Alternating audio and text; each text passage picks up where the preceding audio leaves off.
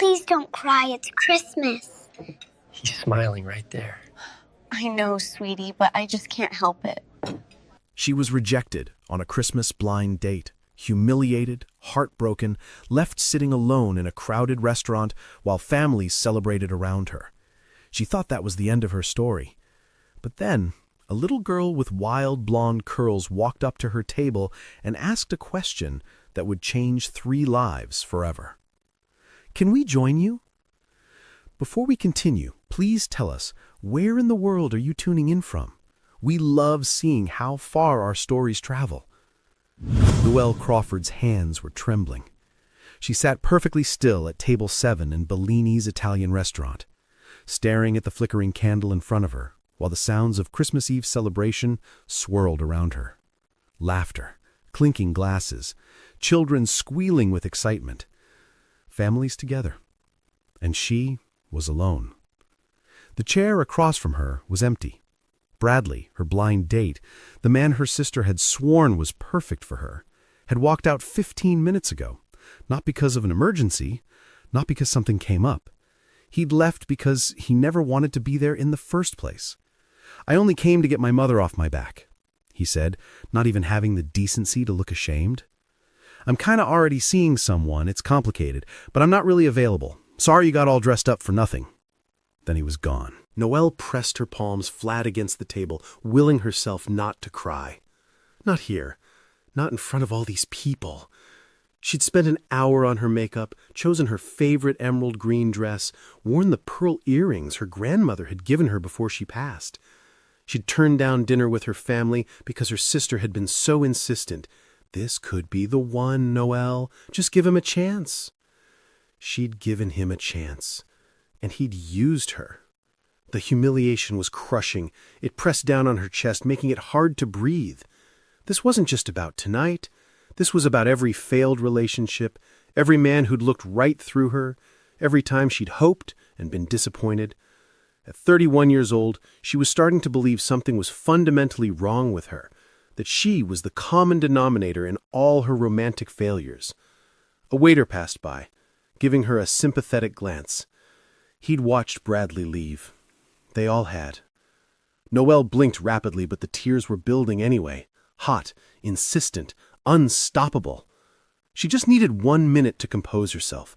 Then she'd slip out quietly, drive home, and spend Christmas Eve alone with a bottle of wine and the realization that maybe she was meant to be by herself.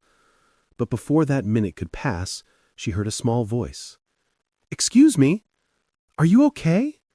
Noelle looked down.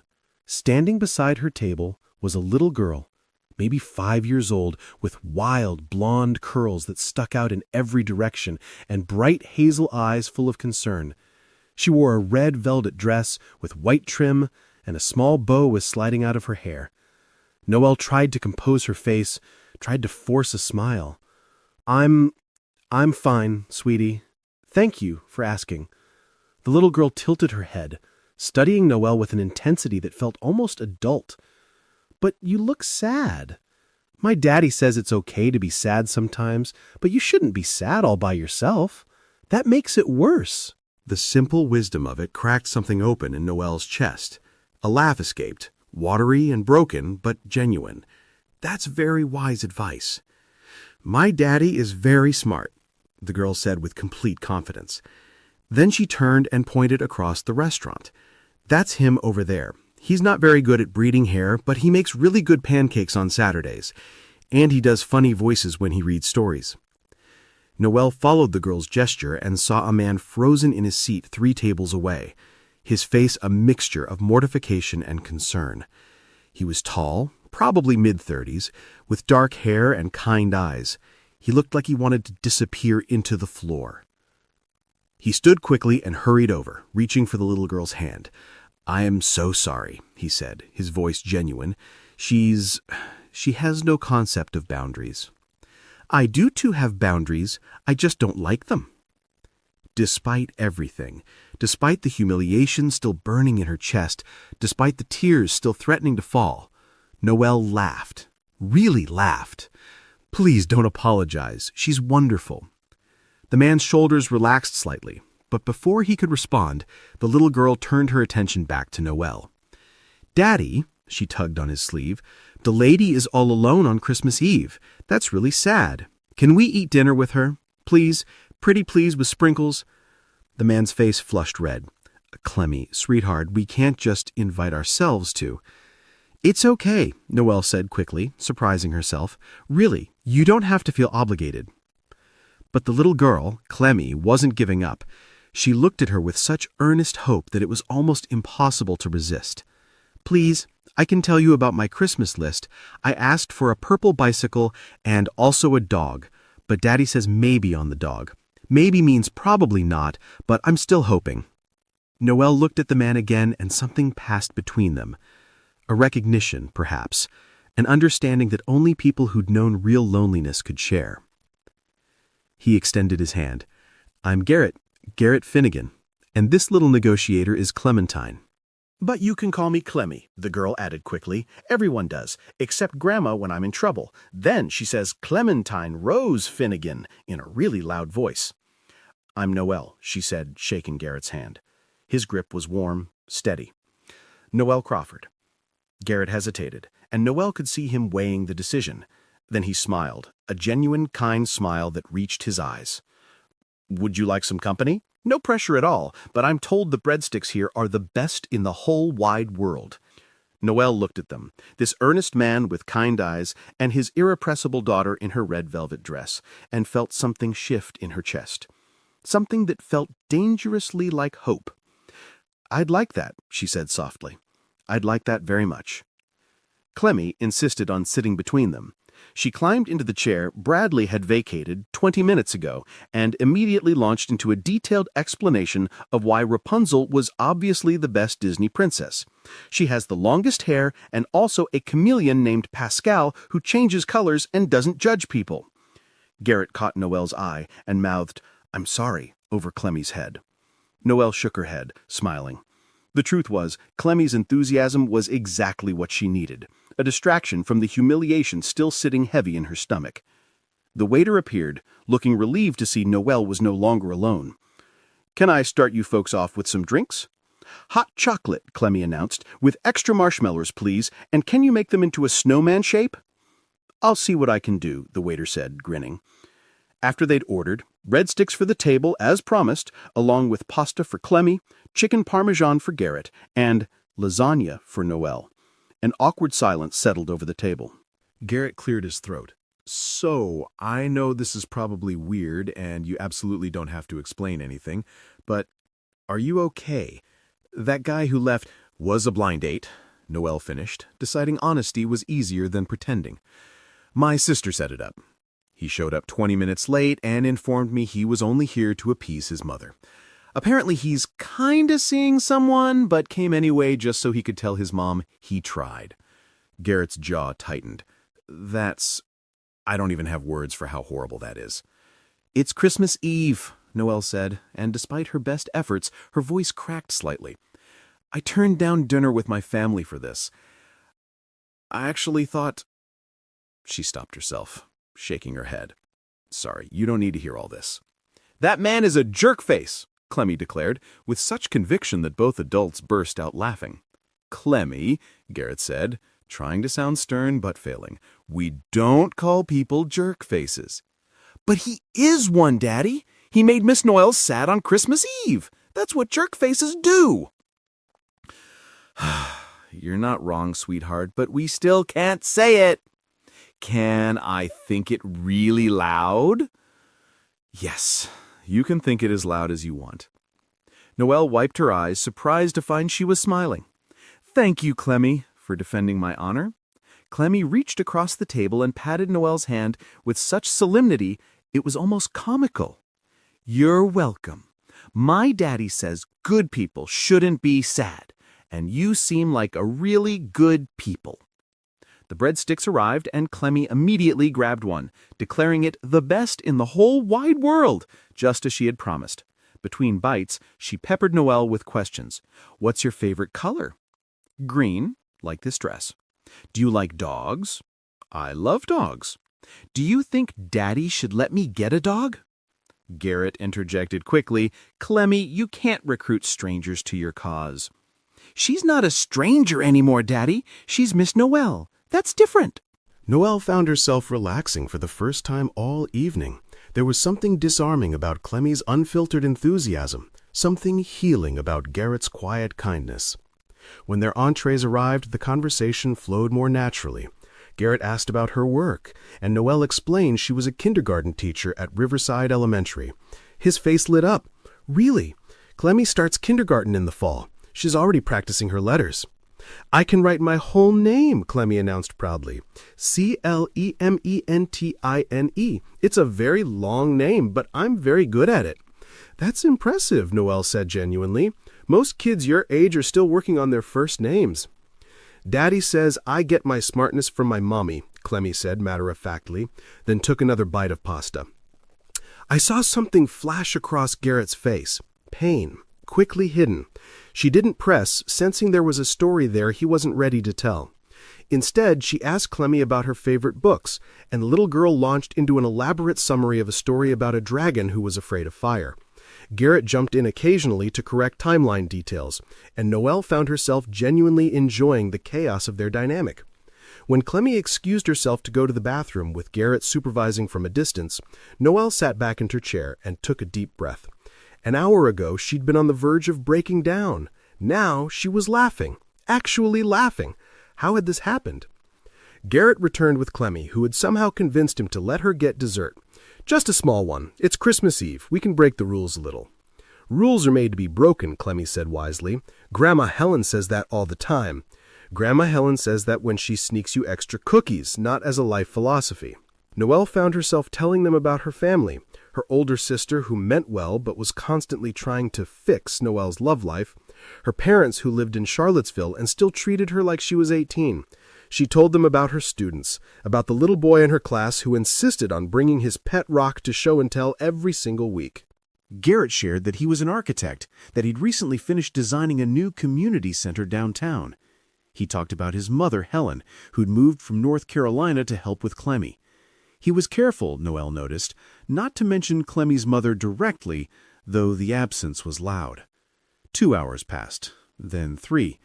Clemmy eventually started to fade. "I'm not tired," she insisted, even as her eyes closed. "I'm just resting my eyelids." Garrett smiled softly. "I think that's our cue. We should probably get this little one home before she falls asleep in her tiramisu."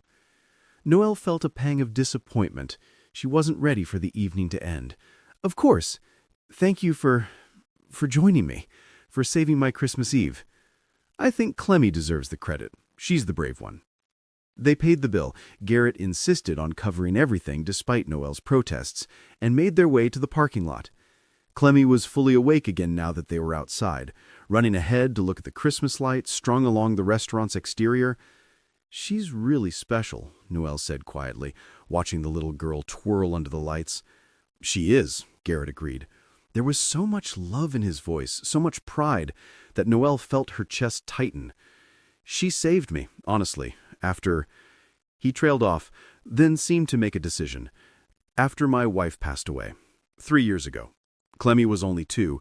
I don't know how I would have survived without her." "I'm so sorry," Noelle said, the pieces suddenly clicking into place. The careful way he talked about Clemmy's mother, the flash of pain when Clemmy mentioned her. "It was," Garrett said simply. "It still is some days, but Clemmy makes it easier. She makes everything easier." He turned to look at Noelle, his expression earnest. "I know this is probably weird, and please don't feel obligated, but would it be too forward if I asked for your number? Not in a weird way. I'd like to see you again, if you're open to it." Noelle felt something warm bloom in her chest. "I'd like that too." They exchanged numbers, and Garrett walked her to her car. Clemmy insisted on giving Noelle a hug goodbye, wrapping her small arms around Noelle's waist with surprising strength. "I'm really glad we found you," Clemmy whispered. "You have a nice smile. You should smile more." Noelle's eyes stung with fresh tears, but these were different, better. "I'm glad you found me too, Clemmy. Very glad." As Noelle drove home that night, she kept replaying the evening in her mind. Bradley's cruelty, her despair, and then Clemmy's small voice asking if she was okay. Garrett's kindness, 3 hours of genuine connection. She'd walked into Bellini's expecting nothing and left with, what? Hope? Possibility? She wasn't sure yet, but for the first time in a long time, she was excited to find out. Garrett texted her the next morning, Christmas Day. Garrett, Merry Christmas, Noelle. Clemmy wanted me to tell you that Santa brought her the purple bicycle, but not the dog. She's accepting this with grace and dignity. She cried for 10 minutes. Noelle laughed out loud. Merry Christmas to you both. Please tell Clemmy I'm very sorry about the dog situation. Maybe next year? Garrett, you just gave her hope. You realize that, right? She's already planning her Christmas list for next year. Noelle, sorry, not sorry. Garrett, listen, I know it's Christmas and you're probably with family, but I was wondering, would you want to get coffee sometime this week? Just us, no 5-year-old chaperone, as much as I love her. Noelle, I'd love that. They met at a small cafe near the James River on December 27th. Garrett arrived 5 minutes early, looking nervous in a way that Noelle found endearing. He'd worn a navy blue sweater that brought out his eyes, and he held the door open for her with old-fashioned courtesy. They ordered coffee and found a table by the window where weak winter sunlight filtered through. And then they talked. They talked about everything. Garrett told her about college, about meeting Marissa at a party junior year, about how they'd built a life together in Richmond. He told her about the diagnosis, the rare autoimmune condition that attacked Marissa's organs one by one, and about the 8 months of fighting that followed. She was so strong, he said, staring into his coffee. Even at the end, she was thinking about Clemmy, about making sure I knew how to braid her hair, what songs she liked before bed, how to handle the nightmares. She made me promise I'd keep living, that I wouldn't just shut down. Did you? Noelle asked gently. Keep living? Garrett was quiet for a long moment. Not at first. The first year was just survival. Getting through each day. Making sure Clemmy was okay. My mom moved in, which helped, but I was so angry, Noelle, at everything. At the universe, at myself for not being able to fix it. That's understandable. Maybe. But it wasn't fair to Clemmy. She'd lost her mother, and she needed her father, and I was just hollow. He looked up, meeting Noelle's eyes, but she kept pulling me back. She'd ask me to read stories, to play tea party, to watch cartoons. And eventually I started to feel things again, started to remember what joy felt like. Noelle reached across the table and took his hand. You're a good father, Garrett. Anyone can see that. I'm trying to be. It's the most important thing I'll ever do. Then it was Noelle's turn. She told him about her string of failed relationships, about the men who'd been emotionally unavailable or still hung up on exes, or simply not interested in anything serious. She told him about Bradley and the humiliation of Christmas Eve, though now, with distance, it felt less devastating. I was starting to think I was the problem, that maybe I was asking for too much or expecting things that don't exist. You're not the problem, Garrett said firmly. Trust me on that. Those men were idiots who couldn't recognize what was right in front of them. That's a kind thing to say. It's a true thing to say. They stayed at that cafe for 4 hours until the barista started giving them pointed looks about closing up. When they finally left, walking to their cars in the dimming afternoon light, Garrett turned to Noelle. Can I see you again? Soon? Yes, please. Their second date was dinner at a Thai restaurant Noelle loved. Their third was a Saturday afternoon at the park with Clemmy, who spent 2 hours on the swings and declared it the best day ever, even better than my birthday. Garrett was cautious. Noelle could sense it. He was protecting Clemmy, making sure this was real before fully integrating Noelle into their lives. She appreciated that about him. It showed he was thoughtful, careful with his daughter's heart. But slowly, over the weeks and months that followed, something beautiful began to build.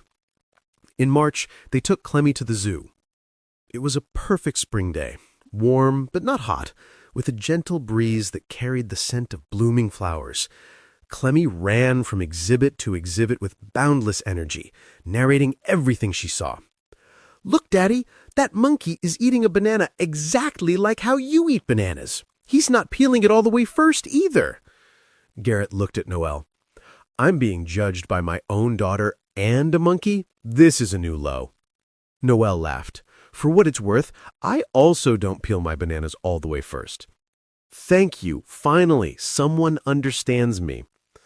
At the penguin exhibit, Clemmy pressed her face against the glass, watching two penguins waddle side by side across the rocks.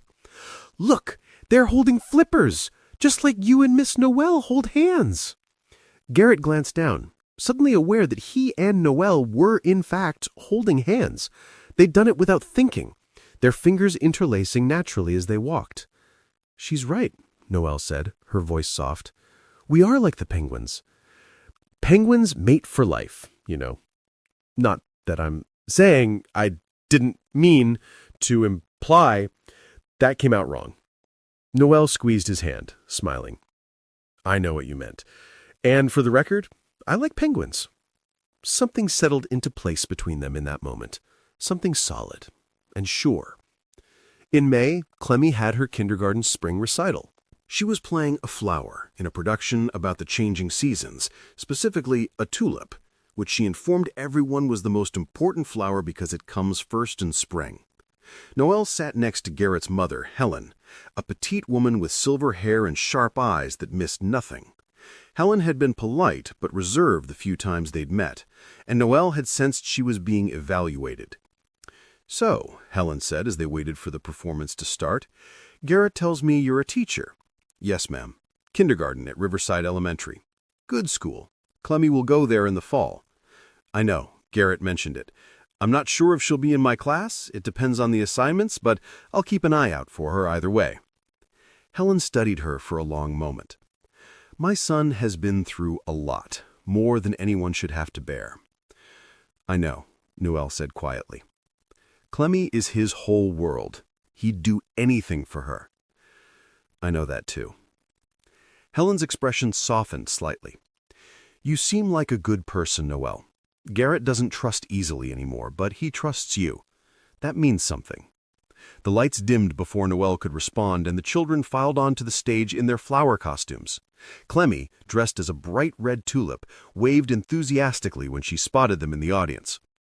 After the performance, as they walked to the parking lot, Helen pulled Noelle aside. "She's a caper, Garrett," she called over her shoulder. "Don't mess this up." Garrett groaned. "Thanks for the vote of confidence, Mom." But Noelle saw him smile. "Have you ever felt like you were exactly where you were supposed to be? Like all the wrong turns and disappointments were actually leading you somewhere right?" That's what Noelle felt when Garrett suggested a family trip to Virginia Beach in July. "Family trip," he'd said casually, but the word had hung in the air between them. Family. Not, "We're bringing Clemmy along." Not, "It'll be the three of us." Family.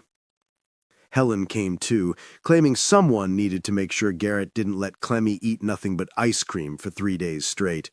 But Noelle suspected Helen just wanted to watch them together to see if this thing between Garrett and Noelle was as real as it seemed.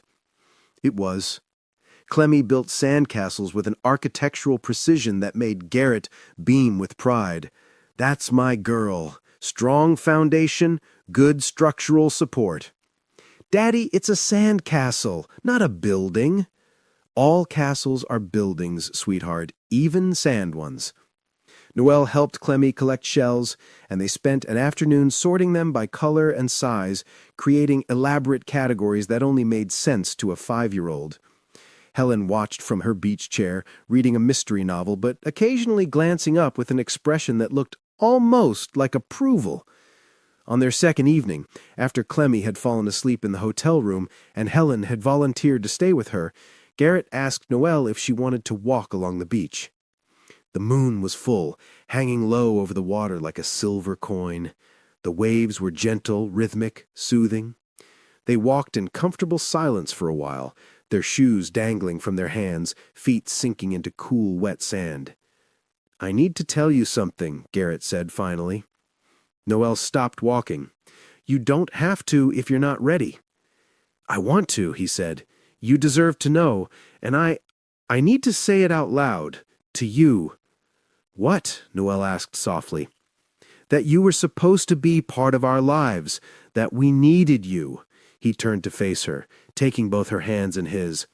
"I'm not trying to replace Marissa. I could never do that, and I wouldn't want to. She'll always be Clemmy's mother. But I think there's room in our lives for more love, for you, if you want that." Noelle felt tears spill down her cheeks. "I want that. So much. It won't always be easy. Clemmy has nightmares sometimes. She asks about her mom. I'm still figuring out how to be both parents, and I'm terrified of screwing this up, of letting her down, of letting you down." "You won't," Noelle said. "And even if you did, we'd figure it out together. That's what people do when they love each other." The words hung in the air between them, and Noelle realized what she'd just said. She'd said love, out loud. She waited for panic to set in, but it didn't come, because it was true. "You love me?" Garrett asked, his voice barely above a whisper. "Yes, I love you, both of you. I didn't expect it to happen this fast, but it did, and I'm not sorry." Garrett pulled her into his arms, holding her so tightly she could feel his heartbeat against her chest. "I love you too, Noelle. Jez, I love you too." They stood there for a long time, wrapped in each other's arms while the waves rolled in and the moon watched overhead. And Noelle felt the last piece of her broken heart click back into place. In August, Clemmy turned 6. Her party was held at the local park, complete with a bouncy castle, a face painter, and more cupcakes than any group of children could reasonably consume. Noelle had helped Garrett plan everything, and watching him stress over whether they'd ordered enough juice boxes had been both endearing and hilarious. "It's a birthday party, not a military operation," she'd teased. "Tell that to 6-year-olds when they run out of juice." The party was a chaotic success. Clemmy ran around with her friends, her face painted like a butterfly, her laughter carrying across the park. Helen managed the gift table with the efficiency of a seasoned general, and Garrett spent most of the afternoon making sure no child fell out of the bouncy castle. As the party wound down and parents started collecting their exhausted children, Clemmy found Noelle sitting at one of the picnic tables. "Did you have fun?" Noelle asked, pulling Clemmy onto her lap. "The best fun ever. This was the best birthday ever." "I'm so glad, sweetie." Clemmy was quiet for a moment, playing with Noelle's hair. Then she looked up, her hazel eyes serious. "Miss Noelle, can I ask you something?" "Of course, anything." "Are you going to come to all my birthday parties? Like every single one?" Noelle's heart stuttered. I'd like that very much, if you want me to." "I do want you to. I want you to come to all of them, forever and ever." Clemmy paused, her little face scrunching up in concentration. "I want you to be my family, like how Grandma Helen is my family. Can you be my family too?" Noelle felt tears building. "Oh, Clemmy." "Because I love you," Clemmy continued, as if it were the simplest thing in the world. "And Daddy loves you too. I can tell. And you love us too, right?" "So much," Noelle managed to say. "I love you so, so much." "Then you should be my family. That's how it works." Clemmy wrapped her arms around Noelle's neck. Can you be mine?" Noelle looked over Clemmy's shoulder and saw Garrett watching them from across the park. Their eyes met, and even from a distance she could see the emotion on his face. "Yes," Noelle whispered into Clemmy's hair. "I can be yours. I want to be yours." "Good. Clemmy said, satisfied. That's settled then. Later that night, after Clemmy had crashed from sugar overload and Helen had gone home, Garrett told Noelle what Clemmy had said to him earlier. She asked me if you could be her family, he said, pulling Noelle close on the couch. She wanted to know if that was allowed, if it was okay for her to love you like that. What did you tell her? I told her it was more than okay. I told her it was wonderful. He kissed Noelle's forehead. She sees what I see, that you're special, that you're meant to be with us. I see it too. I've seen it since that night at Bellini's, when a brave little girl walked up to a stranger and asked if she was okay. She's always been braver than me. Maybe, but you're pretty brave too, Garrett. Letting yourself love again after everything you've been through? That takes real courage.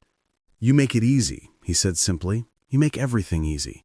It was October when Garrett made the decision. 10 months had passed since that Christmas Eve, and his life looked completely different now. Noelle was part of their daily routine. She came over for dinner several nights a week, joined them for weekend outings, texted him throughout the day with funny stories from her classroom. Clemmy had started calling her Ms. Noelle less and just Noelle more. And sometimes, when she was tired, she'd slip and call her Mummy, then quickly correct herself with an embarrassed giggle. Garrett knew what he wanted. He'd known for months, honestly, but he'd been cautious, wanting to be sure, wanting to do this right. He called the restaurant and made a reservation.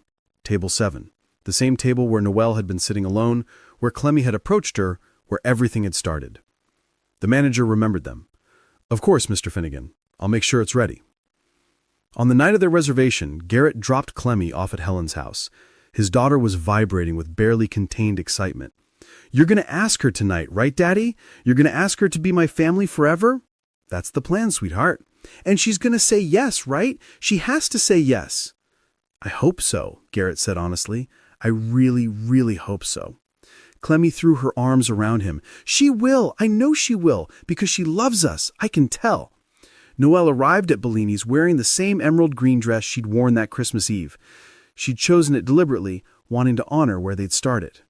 Garrett was waiting for her at table 7, and when he saw her, his face lit up in a way that made her heart skip. You remembered, he said as she sat down. How could I forget? This is where it all began. She looked around the restaurant, which was decorated for autumn now instead of Christmas, but still warm and inviting. It feels like a lifetime ago. And also like yesterday, Garrett said. Isn't that strange, how time can feel like both? They ordered wine and the breadsticks Clemmy loved, and for a while they just talked. Noelle told him about a little boy in her class who'd announced he was going to marry his pet hamster, and Garrett told her about a difficult client who kept changing his mind about building designs. But there was an energy humming beneath the surface, a nervous anticipation that Noelle couldn't quite place. Finally, after their entrees had been cleared, Garrett reached across the table and took her hand. Noelle? He said, his voice serious. Do you remember this place? She smiled. Of course. This is where we met. This is where you were sitting, alone and heartbroken, because some idiot didn't see what was right in front of him. This is where my daughter, who is braver than I'll ever be, walked up to you and asked if you were okay. This is where everything changed. Noelle's heart was starting to race. Garrett? These past 10 months have been, I don't even have the words. You've been so patient with me, so understanding about everything, about Marissa, about my fears, about taking things slow. You've never tried to replace what I lost. You've just added to it, made it bigger, made it better. Tears were building in Noelle's eyes now, and she could see Garrett was fighting his own emotions. I love you, he said, his voice steady despite the emotion behind it. Clemmy loves you. She actually asked me if you could be hers, and I don't want to imagine my life without you in it. I spent 3 years thinking I'd never feel this way again, and then you were here, sitting at this table, and Clemmy was braver than I've ever been. He stood up, and for a moment I thought he was going to, but no, he wasn't kneeling, he wasn't proposing, not yet. He was just standing, pulling her gently to her feet, holding both her hands in his. I'm not asking you to marry me, he said. and Noelle's heart did a complicated flip between disappointment and relief. Not tonight, because I want to do this right, and I want Clemmy to be part of it when that time comes. But I am asking you, will you be part of our family? Will you let us be part of yours? Will you take this chance with us? Yes, Noelle said, not even having to think about it. Yes, Garrett, to all of it. Yes. He pulled her into his arms, holding her like she was something precious, something he'd been searching for without knowing it. And Noelle felt the last lingering doubt, the last shadow of that terrible Christmas Eve, finally dissolve. She had come to this restaurant broken and alone, and now she was whole. Garrett called Clemmy the moment they left the restaurant. Helen answered, sounding amused. "She's been sitting by the phone for the past hour. I'll put her on." There was a rustling sound, and then Clemmy's voice exploded through the speaker. "Daddy, did you ask her? Did you ask her? What did she say?" "She said yes," Garrett said, unable to keep the joy out of his voice. "Noelle is going to be part of our family." The squeal that followed was so loud that both Garrett and Noelle had to hold the phone away from their ears. In the background, they could hear Helen laughing. "I knew it!" Clemmy shouted. "I knew she would say yes. I knew it the very first second I saw her. Daddy, I'm so happy. This is the best day ever. Even better than my birthday. Even better than when I got my purple bicycle." "I'm pretty happy too, sweetheart," Garrett said, looking at Noelle, who was crying and laughing at the same time. "Can we have pancakes tomorrow to celebrate? With chocolate chips? And can Noelle come? Please, please, please?" "Yes, to all of the above," Garrett said. "She'll be there." "Best day ever," Clemmy repeated. Then more quietly, "Daddy, can I talk to Noelle?" Garrett handed the phone over and Noelle pressed it to her ear. "Hi, Clemmy." "Hi, Noelle. I just wanted to say I'm really glad my daddy found you, or that I found you, or that we all found each other. And I'm really glad you're going to be my family now, forever and ever." Noelle had to wipe her eyes. "I'm glad too, sweetie. So glad. Okay, I'm gonna go now because Grandma Helen says I need to calm down before bedtime. But I love you, okay? I love you so much." "I love you too, Clemmy. See you tomorrow for celebration pancakes." After they hung up, Garrett and Noelle stood in the parking lot of Bellini's, holding each other under the October stars. The same restaurant where they'd met. The same place where Noelle's worst Christmas Eve had turned into the beginning of something beautiful. "Thank you," Garrett said quietly, "for taking a chance on us, on me, on a single dad with a chaotic 5-year-old and a lot of baggage. She's 6 now," Noelle corrected gently, "and she's not chaotic. She's perfect. You both are. We're a package deal, you know. Me and Clemmy, you can't have one without the other. I wouldn't want to. I want both of you. All of you. The good days and the hard days. The pancakes and the nightmares. All of it." Garrett kissed her, soft and sweet and full of promise. And Noelle knew with absolute certainty that she was exactly where she was supposed to be. That night, as Noelle drove home, she thought about how much can change in 10 months. 10 months ago, she'd been sitting in Bellini's, abandoned and humiliated, wondering if something was fundamentally wrong with her. 10 months ago, she'd been convinced she was meant to be alone. And now she had Garrett, who looked at her like she was the answer to questions he hadn't known how to ask. Now she had Clemmy, who had walked into her life with fearless compassion and claimed her as family. Now she had Helen, who'd given her the ultimate seal of approval with a gruff, "Don't mess this up." Now she had a family. The next morning, Noelle showed up at Garrett's house at 9 o'clock sharp, carrying fresh strawberries and whipped cream for the pancakes. Clemmy answered the door, still in her pajamas, and threw herself at Noelle with such force they both almost toppled over. "You came! You came! I knew you would come." "Of course I came," Noelle said, hugging her tightly. "I promised celebration pancakes, didn't I?" In the kitchen, Garrett was already mixing batter, and Helen was setting the table with a precision that suggested she'd been in the military in another life. When they saw Noelle, both of them smiled. "Welcome to the family," Helen said simply. And that was that. They made pancakes together. Clemmy insisted on helping, which meant there was batter on every surface and chocolate chips scattered across the floor. But no one cared. They were too busy laughing, too busy being together, too busy celebrating the beautiful, unexpected way their lives had woven together. As they sat around a table, eating pancakes drowning in syrup and strawberries, Clemmy raised her glass of orange juice. "I want to make a toast," she announced solemnly, "to family, and to Noelle, who is the best family ever, and to Daddy for finally being brave, and to me for walking over to her table that night, even though Daddy said I had no boundaries." "I stand by that statement," but he was smiling. "To family," they all echoed, clinking their glasses together. And as Noelle looked around the table, at Garrett with his kind eyes and his terrible hair-braiding skills, at Clemmy with her wild blonde curls and her fearless heart, at Helen with her gruff warmth and her quiet approval, she realized something profound. Sometimes the worst moments in our lives are actually doorways to something better, something we never could have imagined.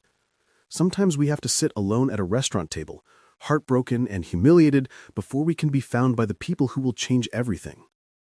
Sometimes it takes a 5-year-old girl to see what adults miss,